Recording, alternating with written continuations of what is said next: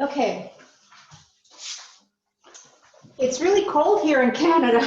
Like it was high, it was 7 degrees this morning, Celsius. Okay, so it's pretty cold. And so I'm making this dessert that's a Canton. Ugh, it's making me cold even thinking about it, but I'm sure that it's really hot in other parts of the world, especially in Israel, right? We just came through a big heat wave.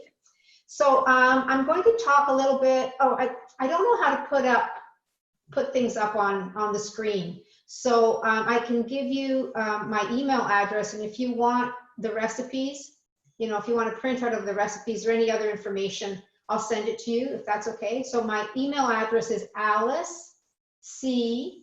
Fava, F-A-V-A, @gmail.com. And don't forget that C in the middle of Alice Fava.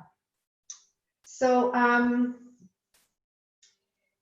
so I'm going to talk about sugar briefly, and then we'll do, this is a very simple recipe. It's just, it's deconstructed Canton. So it's basically Canton with fruit and with almond cream. And the reason that it's deconstructed is because my grandchildren all have different, like I have one really picky eater grandchild that will only eat plain Canton. So if there's fruit on it or any kind of cream on it, he won't touch it. So I kind of have these, my Cantons or my desserts are always kind of to be assembled when they arrive because of the different needs of my grandchildren. So, but I'll get to that. I just want to talk about the sugar habit and the addiction to sugar, and how difficult it is to break that habit. Even after many years of being macrobiotic and trying as we might, we still have cravings for chocolate or really spicy food or sugary desserts and baked flour products, right? And that seems to be sometimes a sugar craving morphs into a baked flour product craving. So people will say, oh, I actually don't like sugar, I like savory things, but it's in the form of like croissants or bagels, or like just too much baked processed flour products that also raises your blood sugar and has kind of the same effect on the body, as does alcohol, coffee, which I call sugar's cousins. So how to break the sugar habit? Oh, so I think all of us know that sugar is not good for us, and also that sugar is extremely lean, and it relaxes us and makes us feel spaced out. So even if you're not aware of that, if you pay attention, that's what it does. It makes you relax, like alcohol is a good example. You relax, you kind of space out. And the reason that you're attracted to that kind of feeling or wanting to feel relaxed or spaced out is because internally we're too contracted, right? So even after many years of macrobiotics, maybe too much salt, too much baked, too much strong food, not enough fresh vegetables, over the years we get contracted, and then we get all these strange cravings, like for Indian food, even for spices. I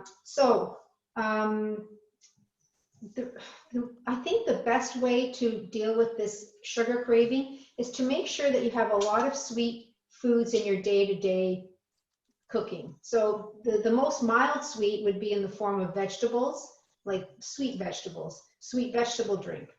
That's the most, I think that's the mildest form of sweet.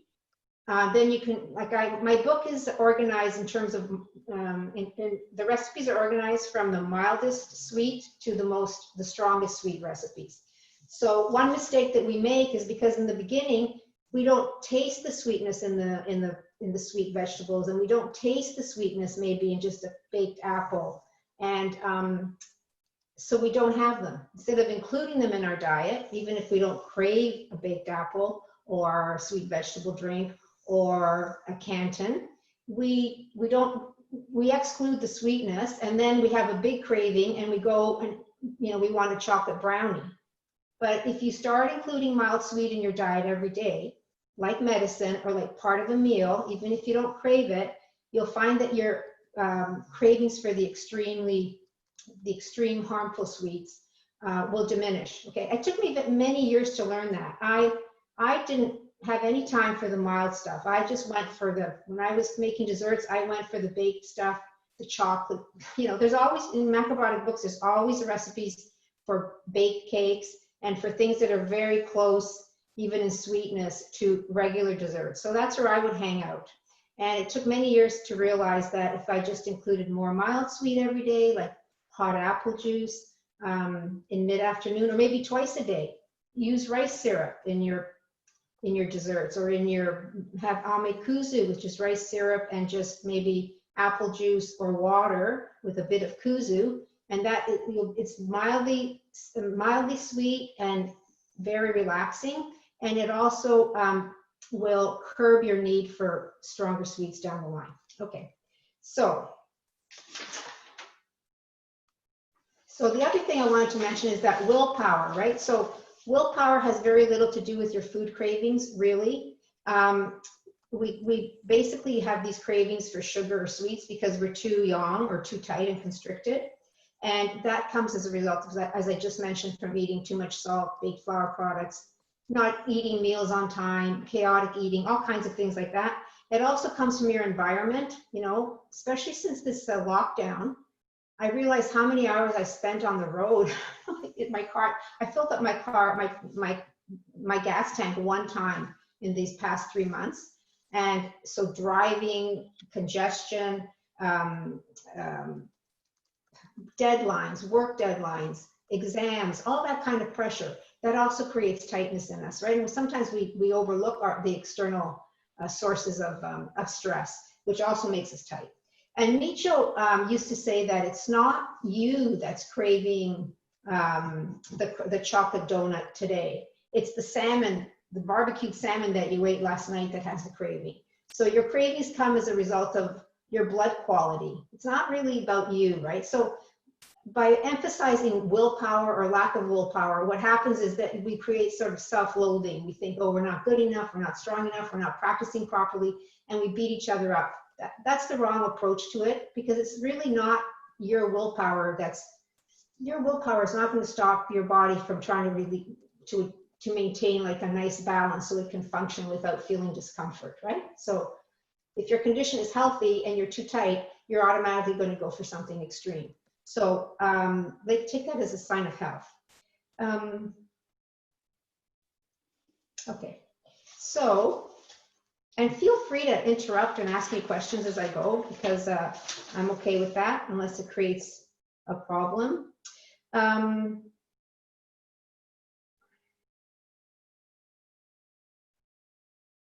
Okay, so I'm going to start with the recipe, and then please feel free to jump in with questions.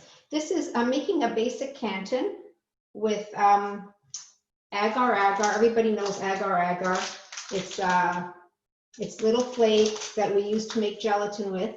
It comes from a sea vegetable. And Ed Esco said that there's been a recent study, scientific study, I believe, from Japan that says that has found that agar-agar is antiviral. So that's great to know. And apparently in Japan, they're low in stock, and there was some kind of limit to how much agar-agar you could buy. So luckily, I have lots of agar-agar. So 2 tablespoons of agar-agar for 2 cups of apple juice. And what I do is I've already put the agar-agar in my apple juice while I was waiting to get started, because that way it softens. So I'm going to cook that.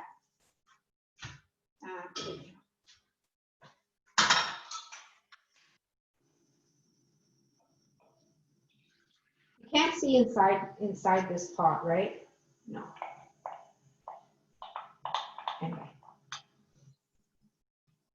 So the agar is softened, so it's not going to take very long for this to cook. Okay. So agar canton is really good for relaxing your insides and for softening your, making your, if you're constipated, it's really good to have. It softens your bowel movements. And like I said, it's an antiviral, so it's perfect. Also, this is very wean, and Alex and has already talked about how for the current virus, we need to eat more relaxing foods, and it helps to dissolve old animal food as well. So that's all good. All right. Alice, how long did you let it soak, and is it necessary to do that? No, it's not necessary to do that at all. I just find that it cooks quicker because the flakes, you know, the flakes have to soften a little bit. So this way they're softened, and then it'll come to a boil, and it'll just take a couple of minutes for them to dissolve. So when did I don't know, maybe while I was watching, I think I put it on while I was maybe the beginning of Alex. So maybe an hour, something like that. Oh. Yeah. Doesn't have to soak for a really long time. Okay. And then, so I'm making strawberries. So what I've done with the strawberries is I got some fresh mint from my garden.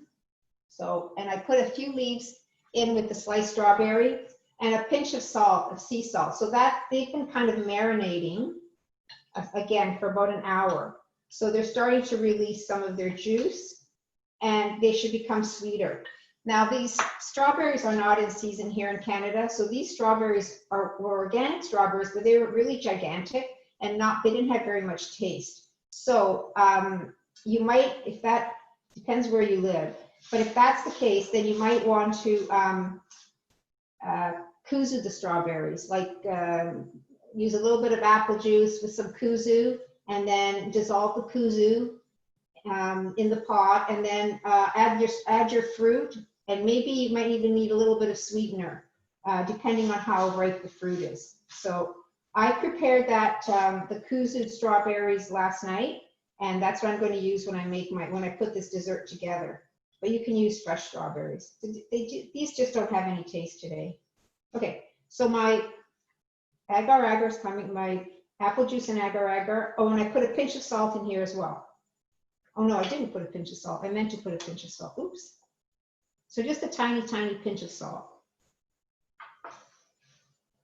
And also, now it's coming to a boil. I'm going to let it simmer for a minute while I measure my rice syrup.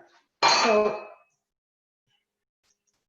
I'm going to use about, oh, I opened this. Oh dear. Should have opened this before class. Do you have to use rice syrup? No, it's optional, but it's more delicious if you use rice syrup. Oh my God, okay.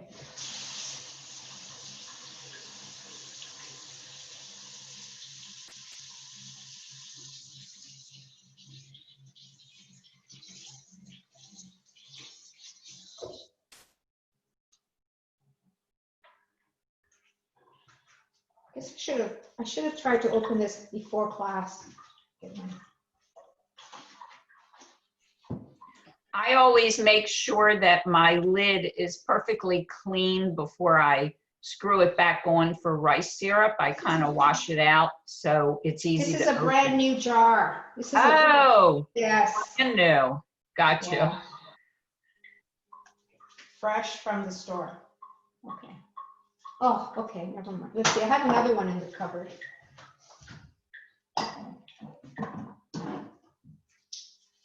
Oh my goodness. I'm going to run it under some hot water a little more.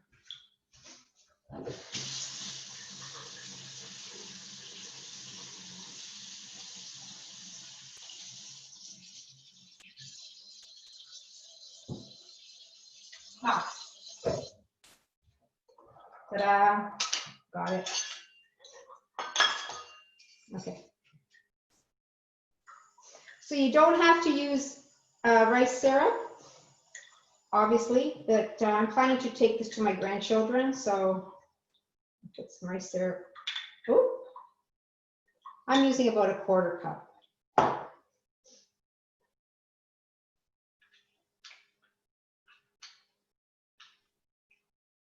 Alice, do you like the trick of oiling the measuring cup before putting the rice syrup in? Yeah, you can do that too. That would have been smart to do too. And it comes right out. Yeah, but I wasn't using oil in anything here today, so. Yeah, then the rice syrup flows up. Okay, I'm just gonna let this cook for 1 second.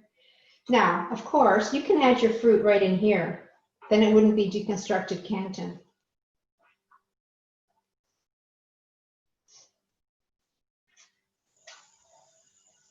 Okay. And it also, when you add the rice syrup, it becomes opaque.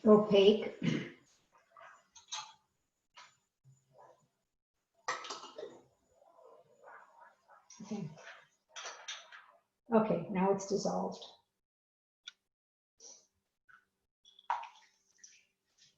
Now, This is so weird. I set up the kitchen the long way, like the camera the long way in my kitchen. So it's really weird. Okay, I'm just going to pour it into a shallow dish. And then when this cools a little bit, I'm going to put it in the refrigerator. Of course, it'll set at room temperature as well, so it's up to you. Okay, that's that. And then the next item is the almond cream.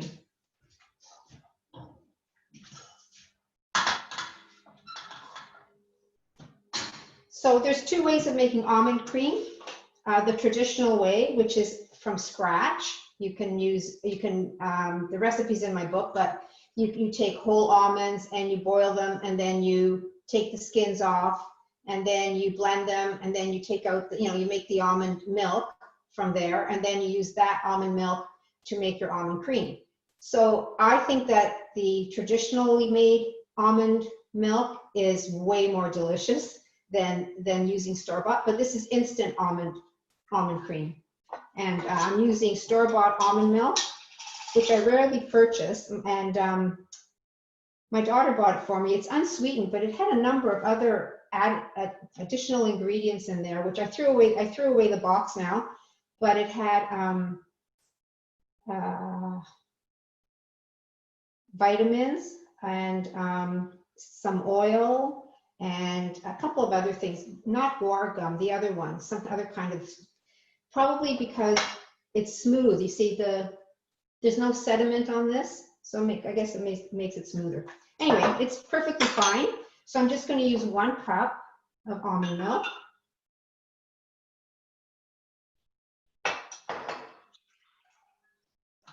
And 1 tablespoon of kuzu. And everybody's familiar with kuzu, I take it? Everybody knows, anybody? Not kuzu, sorry, first agar. Here it is. 1 tablespoon of agar.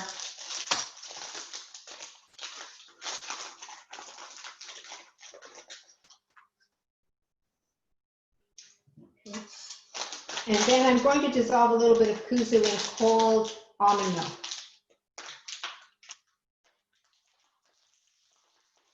So I'm going to turn this on. Kuzu.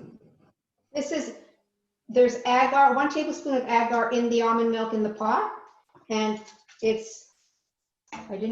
could soak this too, you can obviously. This is not soaked, so it's going to take a little bit longer to dissolve this when we cook it. And in the meantime, I'm going to take 1 teaspoon of kuzu. What is kuzu? Oh, what is kuzu? Kuzu is a starch, and it behaves kind of like arrowroot or cornstarch, and we use it as a thickener in baking or in making desserts, but it's also very medicinal. It's strengthening for the intestines. And so if you have any kind of intestinal problem, really, kuzu is recommended. Like it's used in umesho kuzu, like for helping with heartburn or diarrhea or gas in the intestines. And so it's medicinal as well as being delicious.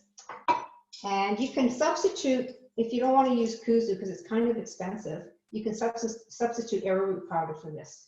So I'm just going to take a teaspoon of kuzu and dissolve it in a little bit of cold almond milk, which we're going to add to the almond agar mixture when the agar is dissolved. Okay.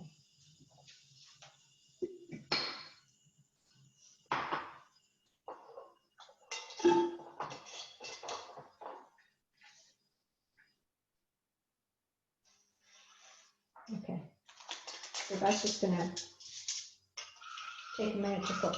I'm just stirring the kuzu.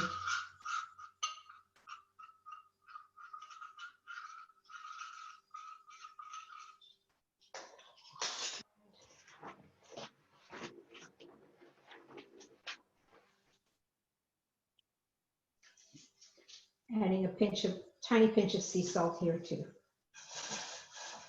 Okay. This won't take very long. So you can make this dessert ahead of time. You can prepare everything today, put it together tomorrow.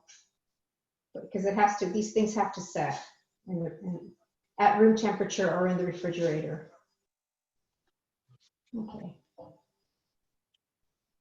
And then to make this almond cream sweeter, you can either add rice syrup or maple syrup. And I have the one that I made last night, I added a bit of maple syrup, and see, this cream isn't really white. It's beige. And when I added the maple syrup, the cream came out a little bit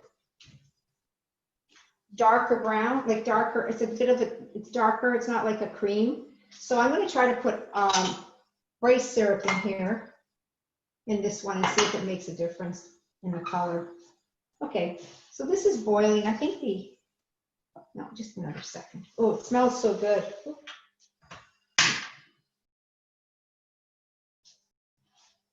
Just checking, my glasses are fogging up.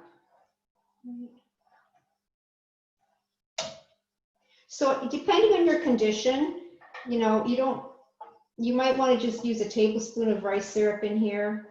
If you're making it for family, you might want to, use a little bit more rice syrup and taste it for sweetness, to adjust for your own needs.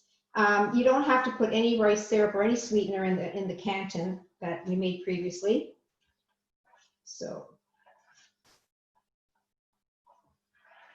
and like I said, if you're on a diet that maybe you're not having raw fruit for a while, then you can just kuzu the fruit to make it more digestible and easier on your system. Okay, that's dissolved. So I'm going to add the kuzu now, and then the rice syrup.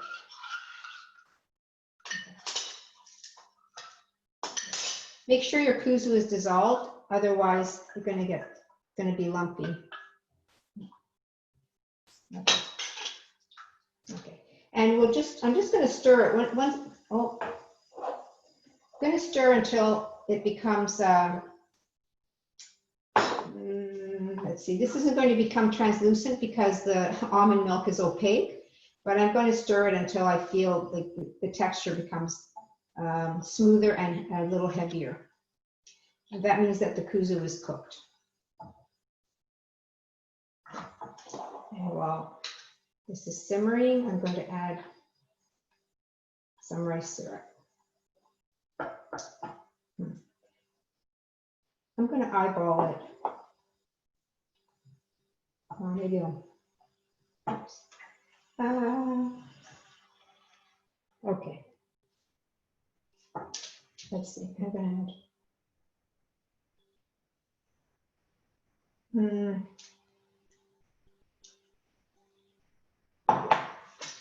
maybe 3 tablespoons of rice syrup. Okay. Let it simmer a little more.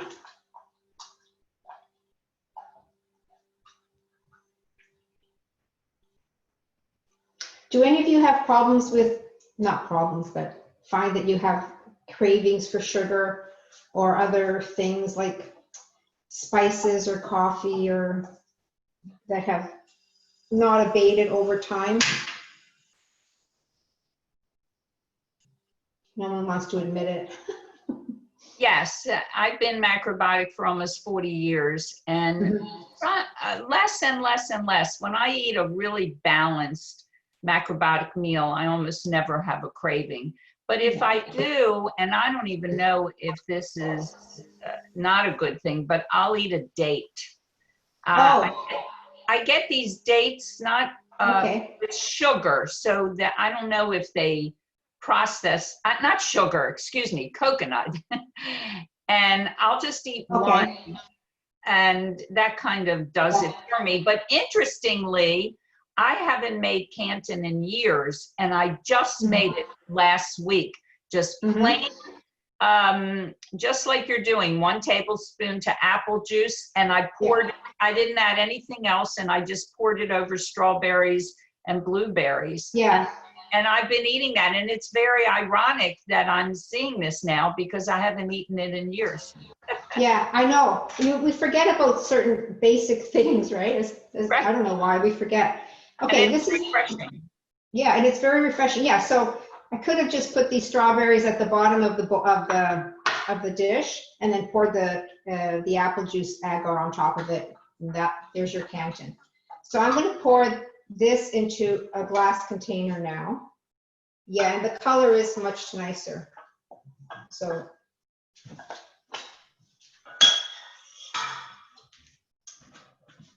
see, I don't know if you can see, this is the rice syrup, and this is the maple syrup.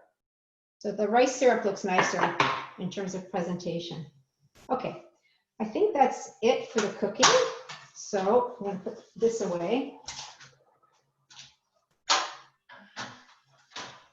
And move my cheat sheets here.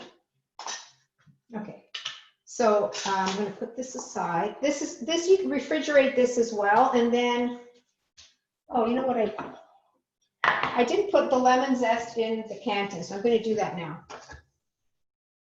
If you put lemon zest in the Canton, it gives it a nice, more refreshing taste.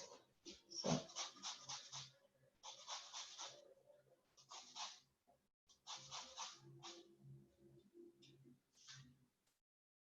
It also, I find that when I use lemon zest, it makes things taste French. If you put some lemon zest in your pancakes, all of a sudden they're like exotic.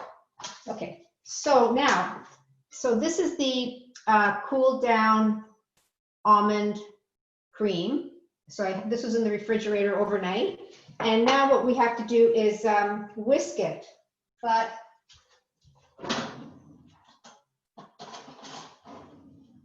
here's my whisk. This is my whisk, but I think this whisk is too big. I'm going to use a fork.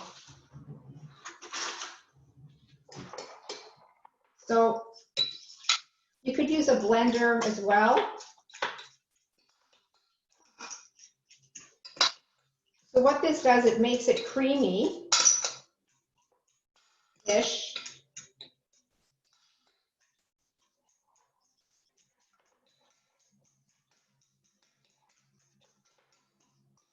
Okay.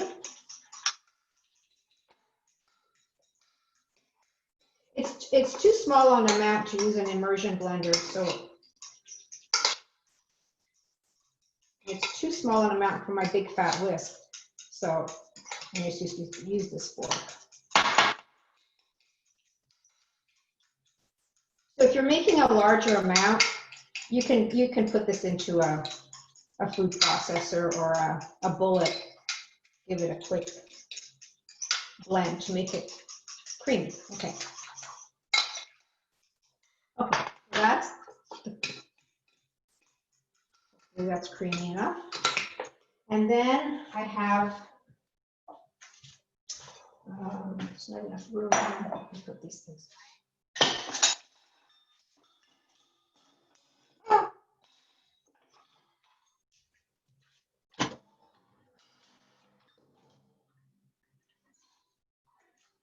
Okay.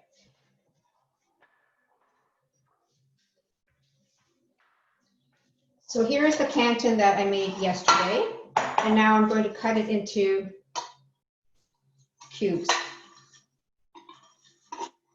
Hopefully this works.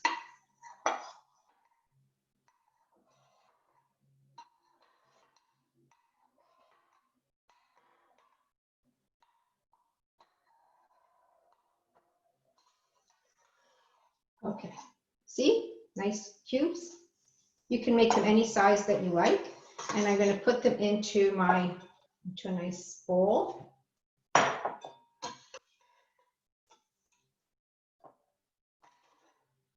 Okay, then I'm going to add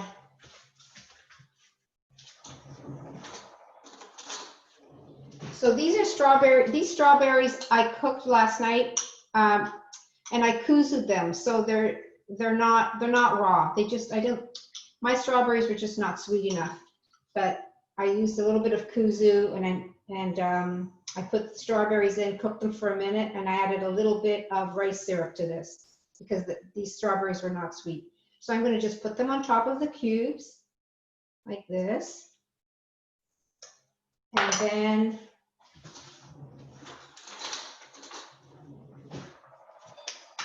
some cream. Okay, and then repeat.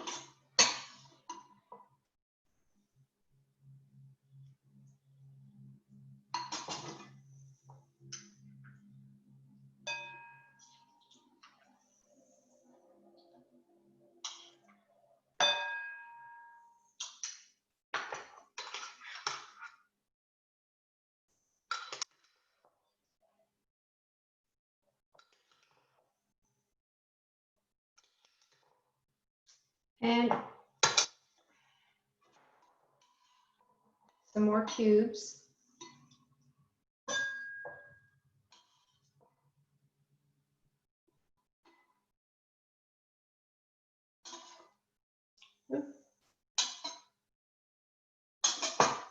And then the strawberries. And I would stop with the strawberries. Like so.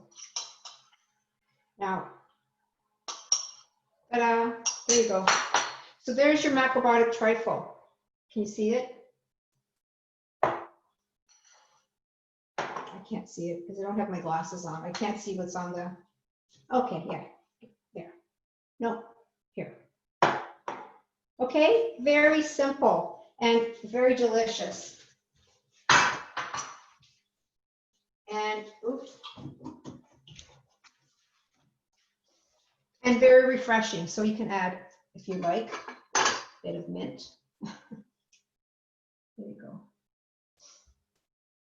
To the top. There. So it's not a big, it's not a extremely sweet, gooey, sticky, baked dessert. But if I guarantee you, if you have this kind of dessert regularly, over time, you're gonna have less and less cravings for the extreme stuff. So very easy to make. You can vary the fruit that you use, whatever's in season. There's nothing in season here right now. Maybe chives are in season. But next month, strawberries will be in season. So any questions or not about the dessert necessarily, but just in general? Hi, Liz. I'd like to ask that I have some grapes that are sour, sour grapes, right? That they're just not sweet. Can I save them with this method? Yeah, you can do the same thing.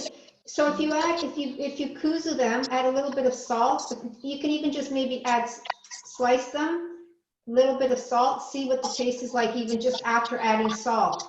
And if they're still too sour, then you might want to combine them with, you can use a few of them in combination with other fruit, or you might want to kuzu them again, right? A little bit with a pinch of salt and some kuzu dissolved in apple juice, and just give them, they don't have to be cooked thoroughly, just heat them up and the sweetness will come out.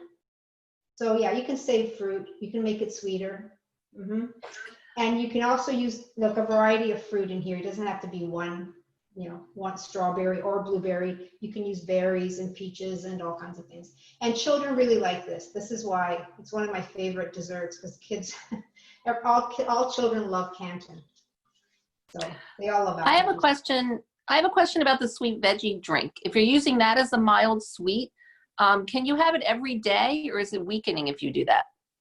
No, you can have sweet vegetable drink twice, like 2 cups a day.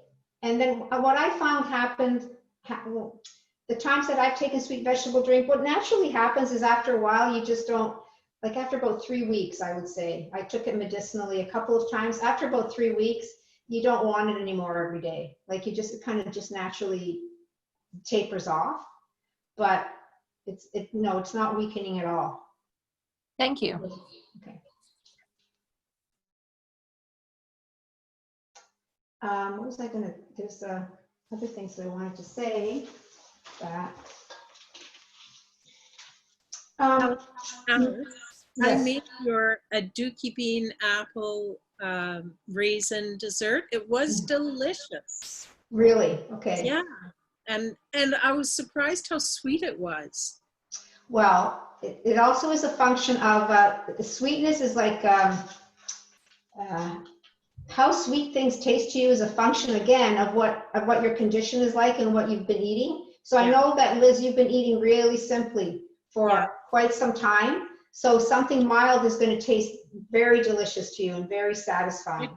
Yes. So it depends, right? If you're not eating that simply, then it's going to take something much sweeter to satisfy your craving, right? Is that recipe in your dessert cookbook? Yeah, yeah. Oh, There's, I got it. there's a whole bunch of recipes in there. A lot of them are just the regular macrobiotic desserts that we've all, been cooking for many years. But I thought I put them in order of, or as best as I could, because that varies as well. I put them in order of sweetness so that people would know they should stick to the milder stuff. And then if you still have a craving on a special occasion, you go down the list and include other types of sweeter desserts. Yeah. But yeah, you can make, mochi is also a wonderful, it's wonderfully sweet on its own. But then mochi, you see, everything has got, has a front and a back. But then eating too much mochi, it's also a grain, it's kind of heavy. You can overdo mochi. I know when Omar and I were making mochi at the center for a while, I had an actual physical location for the Macrobiotic Center. And now I work out of my house. But Omar was he was my assistant. Where is Omar? I don't see him I don't see his name on the spectators. But anyway, he was making mochi, and he was making lots of mochi, and we were selling it. And so we were eating mochi all the time. Every time we went to the center, we're having mochi. After about 2 weeks, it was like, that was enough mochi. I didn't eat mochi for months after that. It was, you kind of, everything, that happens with everything, too much of a good thing. But mochi is really, is nice. To include that, like to put mochi in your soup or in your beans sometime. It's generally relaxing, and it's helpful to reduce other cravings, especially cravings for baked flour, right? So you're having the mochi, it's got substance in it. So maybe it'll help with baked flour, because I changed my diet, and I was so proud because I stopped eating sugar, but I didn't notice that I was eating like 1 million bagels and croissants and all, justifying it all because it wasn't sugar. It was, bake. I don't know how I justified it, but I know I ate tons of baguettes and bagels and not making the connection. It took me many years and lots of studying and practicing to get off the baked flour. That was a real problem for me. And What then do you, sorry, no, go on. what do you think of dehydrated crackers for cravings of baked flour? So for example, I make onion crackers with onions and flax seeds, and I think it has sunflower seeds and a little tiny bit of oil and tamari. And you bake them? Dehydrate them You for dehydrate 24 them. Oh, hours. that's interesting. I don't know. I guess it's not as bad as baking, but they're still dry, right? I'm always concerned about dry things because we have it's almost like we have a craving for these things that make us tight it's another way of elevating your blood sugar, like a backdoor kind of way of elevating your blood sugar. So I'm off of dry things like rice cakes and crackers, and maybe dehydrating isn't as bad as baking, but it's still that drying quality. I don't know. I'm not sure because I'm not too familiar with dehydrating. I would suspect that it's not as extreme as baking, but does it do the trick for you? Well, I don't need it as much. I've been making it for my husband so he doesn't eat so many processed crackers at the store. And I just thought that was it's a move in the right direction, right? right. Yeah. And what did you think about dates rolled in coconut? Is that also extreme, you think? Well, it would be extreme where I live, right? Like one date rolled in coconut is not, nothing massive is going to, it's not that extreme. But dates, they don't grow here in Canada. So for Canada, I know people eat tons of dates here. Vegans eat dates, like there are dates everywhere. Personally, they're too sweet for me. They give me like that sugary, headachy, same as sugar. But so I'm not so familiar with I think they're extremely lean. But then I don't, if in Israel, it might be a different story. In the Middle East, I mean, are they a staple kind of thing, Ginat? Well, yin is yin. They Well, but I really don't know, spike blood sugar. Okay, that's the way, yeah, for those of you that have issues, like real issues with blood sugar. Liz, have you ever experimented with dates? Yeah, when I need to raise my blood sugar, I'll have a date. Oh, Yeah. so when you too, Liz? I do. I have a package of them and I've had it for a year, but I eat one once in a while if I'm really craving something sweet. But I can avoid that sweet craving by eating properly. You know what you tell me to be careful to eat mild sweet twice a day. If I do that, I don't crave heavy sweet. Okay. Yeah. All right, but like Ginat is saying, it does spike your blood sugar. Oh yeah. I mean, okay. So having said that, then maybe it doesn't make a difference what climate you're in. I don't know. I just would have thought that if you live in a place where dates grow, maybe they're not as harmful. But they're too extreme as far as I'm concerned. Yeah, and there's mochi is kind of, I guess you can get mochi, mitoku mochi. It's pretty easy to get. If you make your own mochi at home, I think it's a little bit milder. It's not as, the mitoku mochi is in the little squares, and they're very dense and they're hard. And if you make your mochi at home, it tends to be softer and less, and less heavy. What can you say about chocolate? What can I say about chocolate? So chocolate is very extreme. And I know that it's masked in all kinds of, it's organic and has organic cane sugar, maybe no sugar, but however way you slice it, it's very extremely lean. And I know this because of my own experience with chocolate. And when I would go through bad eating periods, I would know where all the chocolate was in the health food store. And I would go at lunchtime from work, I would go to the health food store to get a healthy lunch, but I would always end up in the chocolate section. And I'd buy a chocolate, the best quality chocolate, and I would have a big chunk of it on my way back to the courthouse. And then I would be satisfied, and then I would share it with I would share the rest of the chocolate bar with everybody. And that went on for some time. And then I cleaned up my eating. I don't even know now where the chocolate section is in the store. I haven't had chocolate in such a long time. Not because I was trying not to have chocolate, because I didn't even think having a little bit of chocolate was such a big deal. It's because I haven't had a craving for it. So I thought, when I realized that, I thought, wow, that's pretty remarkable. And there's also dishes all over the courthouse in different offices. When you walk in, they would have candies and licorice things and different, and oh boy, I knew where all those candies were. And I would, especially around 3 o'clock in the afternoon, I would make my rounds. And then when, I started eating properly again, I don't know where I don't see them anymore. They're there, but I don't see them anymore. I don't go hunting for them. So it makes a big difference, like Liz said, eating your meals on time, having mild sweet regularly, even if you don't want it, even if it's not that sweet, have it, have it anyway. And because once, what they say, once it's too late, how does it go?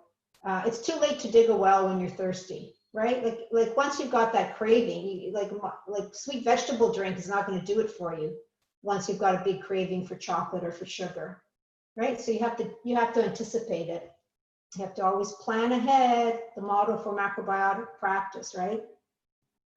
Like you have to know that at 3 o'clock or 3:30, I'm going to be on the hunt. So have something at 2 o'clock, like have something mild at 2 o'clock so that, you can avoid that sugar dip. Yeah.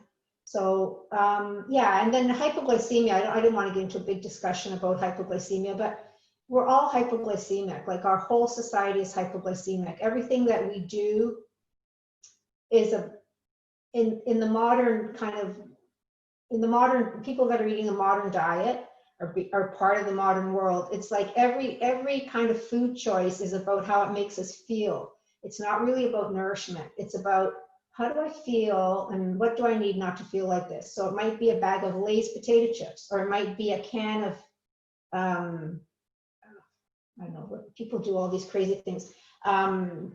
What do you call it? Sugar-free Coca-Cola, and it can only be that brand. It's very interesting. People become addicted not only to certain types of foods, but certain brands, right?